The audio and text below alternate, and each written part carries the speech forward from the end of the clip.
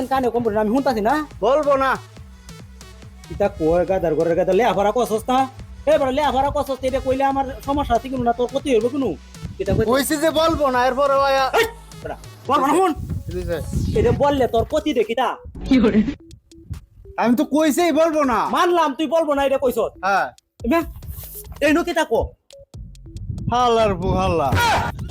তুই যে কস কত বড় কবিশের ঘরের কবিশ দেখছো অত্রান বড় কইছস বলবো না এইটাই খুব সুন্দর আছিস ওখানে আমার গালি দেওয়ার কোনো যুক্তি আছে বলে হালার হু হালা আমি তোর প্রতি আমি তো তোর প্রতি রেখে তোছি বেতুমিদের ঘরের বেতুমিদের ভাই তো তোর মতো শিক্ষিত রে মানুষে কেড়ে দে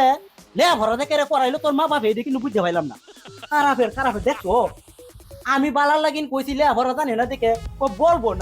বলবো না আবার শুদ্ধ হইলে কই বলবো না নিচে কইছি